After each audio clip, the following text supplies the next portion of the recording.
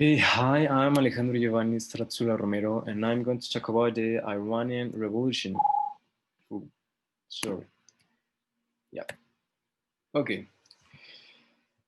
This took place from the year of 1978 to 1979, but there were other situations that brought the country into a revolution before these 2 years. In this movement, two persons were in some kind of control of the people.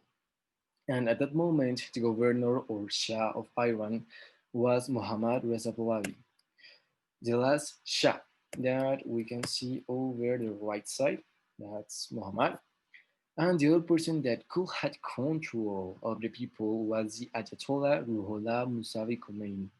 That's the man on the left side, who was the founder of the actual Islamic Republic of Iran.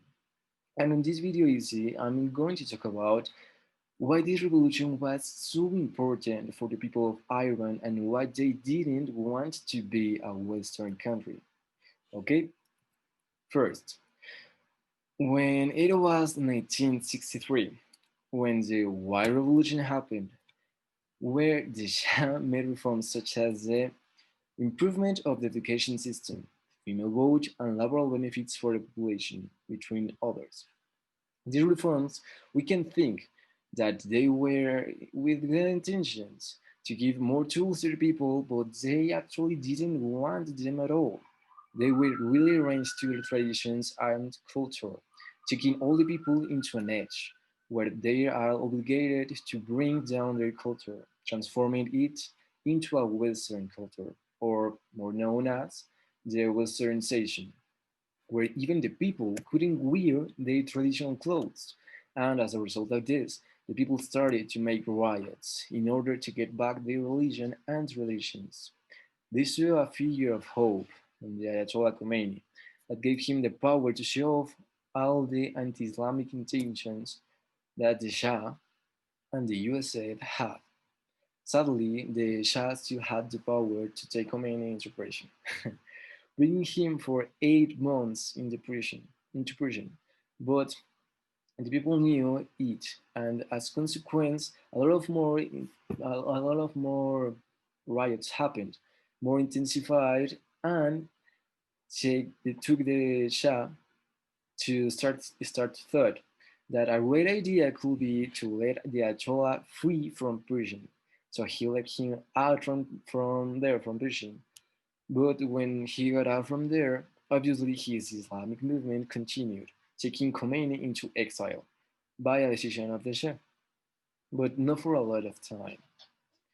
The Shah still was in a great trouble with the Iranian people because of that decision of taking Khomeini into exile. Well, the riots continued at a point to paralyze the country, taking into exile the Shah Reza Pahlavi, bringing back the Ayatollah Khomeini, and founding the Islamic Republic of Iran. As conclusion, the current situation of Iran isn't the greatest, but at that time of the revolution, the Iran people took control of the country, making it a republic and as different from the other government, the last government of the Shah, of the last Shah. Now they have other kind of freedom for their culture and they aren't suppressed as they were before the revolution. Because, as I said, they didn't want to be in a Western culture.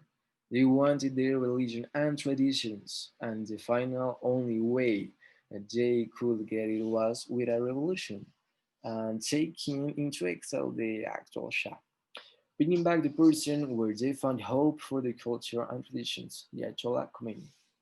Thanks for watching, and here are some of my references.